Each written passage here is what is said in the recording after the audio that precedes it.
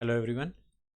Object oriented programming में एक important concept आता है इनहेरिटेंस का। तो हम लोग देखने वाले हैं इनहेरिटेंस। अभी इनहेरिटेंस कितने टाइप्स के होते हैं पाइथन में 3 तरीके के इनहेरिटेंस है।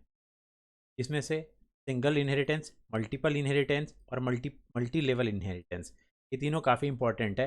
इन्हीं के बेस पे बाकी के जो दो बचे हुए हैं, हायरार्किकल और हाइब्रिड इनहेरिटेंस, तो हम लोग समझेंगे।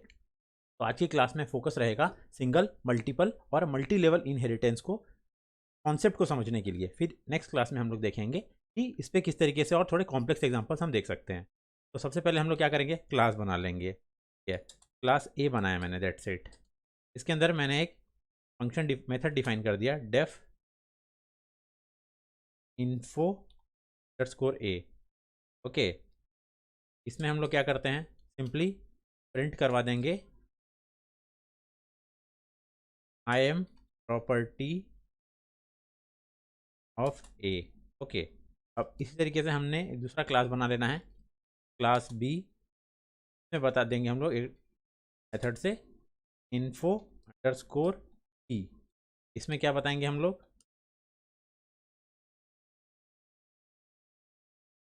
आई एम प्रॉपर्टी ऑफ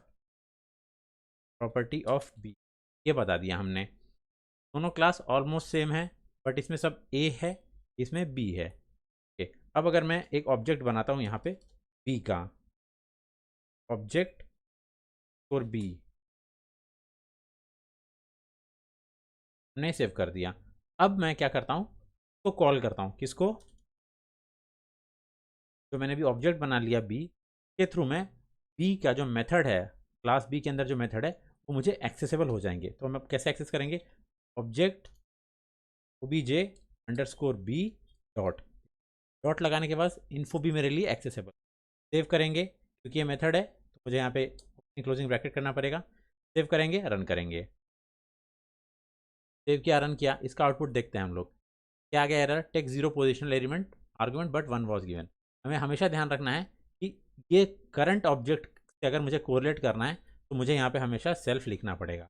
सिमिलरली मुझे यहाँ भी सेल्फ लिखना पड़ेगा। These are called beginners mistake. शुरू शुरू में जो गलती करते हैं लोग, यही गलती करते हैं, बाद में उनका आउटपुट आता नहीं है। ठीक है, हमने ये देख लिया कि बी जो है, ऑब्जेक्ट बी इस मेथड को एक्सेस कर पा रहा है, ये पब्लिक मेथड है, इसको ये एक्सेस कर पा रहा है इस क्लास के अंदर में। ठीक है, अब हम क्या करेंगे, अब हम देखेंगे कि सिंगल इनहेरिटेंस किस तरीके से वर्क करता है। इससे कोई भी चेंजेस नहीं किए थे। अब मैंने क्या किया, अब मैं चाहता हूँ कि क्लास ए के प्रॉपर्टीज़ जो हैं, एट्रीब्यूट्स है, मेथड्स है, वो बी इनहेरिट हो जाए। तो यहाँ पे मैंने ओपनिंग एंड क्लोजिंग ब्रैकेट के अंदर ए सिर्फ लिख दिया और इसको सेव किया। अब अगर मैं ऑब्जेक्ट बी को कॉल करता हूँ और उस पर आगे देखिए डॉट, पहले मेरे पास सिर्फ इन्फो बी आ रहा था, अब मेरे पास ऑप्शन में ए भी आ रहा है। मतलब क्या, अब मैं प्रॉपर्टी ए को भी इनहेरिट कर पाऊंगा। सेव करेंगे, रन करेंगे, देखिए ये पहले वाले का आउटपुट आया प्रॉपर्टी ऑफ बी, वाले का एम प्रॉपर्टी ऑफ ए। इसका मतलब क्या हुआ, मैं प्रॉपर्टी ऑफ ए भी एक्सेस कर पा रहा हूँ, प्रॉपर्टी ऑफ बी भी एक्सेस कर पा रहा हूँ। This is called inheritance. Class ए हो गया आपका पेरेंट और क्लास बी हो गया आपका चाइल्ड क्लास, या क्लास ए हो गया बेस क्लास, क्लास बी को क्या बोलेंगे, सब क्लास। यहाँ पे लिख देते हैं ये क्या, बेस क्लास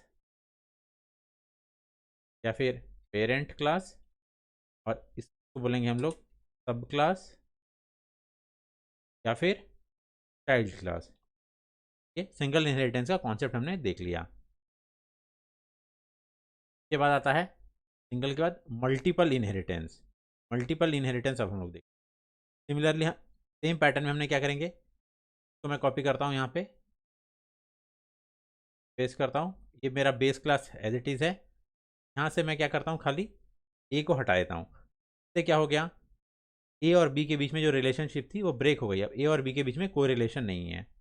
ओके, अब एक थर्ड क्लास, तीसरी क्लास हम लोग बना लेंगे, क्लास सी। सेव करेंगे, पे क्लास सी रख लिख सकते, क्लास सी। हम बेसिक रखेंगे, उसमें चाहिए नॉर्मल एम प्रॉपर्टी ऑफ सी। अब मैंने क्या किया, अब मैंने 3 क्लासेस बना लिया, class A, class B, class C. अब मैं क्या करना चाह रहा हूँ, क्लास सी में क्लास ए और क्लास बी दोनों की प्रॉपर्टीज़ को क्या करूँगा, मैं इनहेरिट करवा दूंगा। तो कैसे करेंगे, ए कॉमा, इस तरीके से मैंने क्लास सी के अंदर में ए और बी की प्रॉपर्टीज़ इनहेरिट कर दी। अब अगर मैं सी का ऑब्जेक्ट बनाता हूँ, object underscore C is equal to C और ओपनिंग क्लोजिंग ब्रैकेट सेव करेंगे। अब यहाँ पे अगर मैं ऑब्जेक्ट सी डॉट लिखता हूँ तो मेरे पास क्लास ए, क्लास बी और क्लास सी तीनों के मेथड्स मेरे पास क्या हो जाएंगे, यहाँ पे अवेलेबल हो जाएंगे। अगर मैं चाहूँ तो क्लास ए को कॉल कर सकता हूँ, यहाँ से क्लास ए के मेथड को कॉल किया मैंने, कि आई एम प्रॉपर्टी ऑफ ए आया। इस तरीके से मैं बी को भी कॉल कर सकता हूँ, इस तरीके से मैं सी को भी कॉल कर सकता हूँ।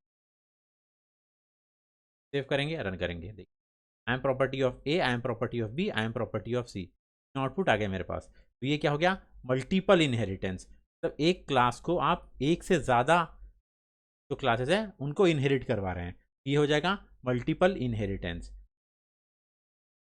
अब हम लोग देखते हैं multi level inheritance. Multi level inheritance क्या है, सिंगल इनहेरिटेंस का ही एक स्टेप आगे है। सिंगल इनहेरिटेंस में हमने क्या देखा था, एक सेपरेटर खाली क्रिएट कर रहे हैं ताकि आउटपुट में पता चले। मल्टी लेवल इनहेरिटेंस में क्या होगा, class A, class B, class C. ये एग्जांपल हम लोग कॉपी करेंगे। इसमें 3 इंडिपेंडेंट क्लासेज हैं, ठीक है, इस स्टेट तक class A, class B, class C 3 independent class है हमारे पास। लेकिन अगर अभी मैं क्या करता हूँ, क्लास ए को इनहेरिट कर देता हूँ बी में, इस तरीके से हमने ऊपर देख लिया है, और क्लास बी को सी में इनहेरिट करवा देते हैं। इस तरीके से क्या हो जाएगा, ए बन जाएगा फादर क्लास, ये हो जाएगा चाइल्ड क्लास,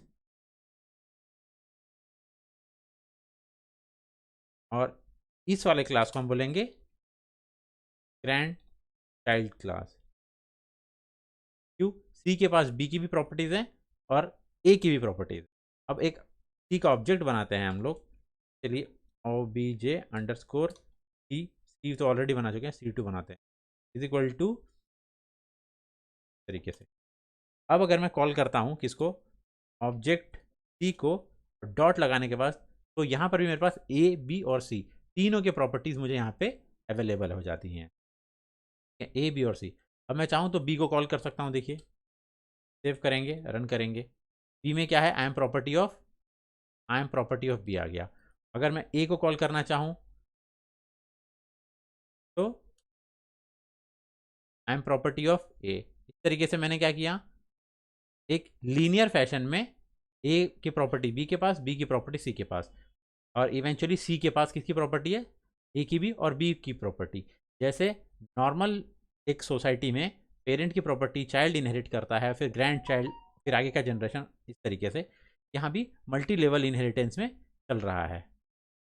ये हमने देखा single level type of inheritance में, सिंगल इनहेरिटेंस, मल्टीपल इनहेरिटेंस और multi level inheritance. Thank you.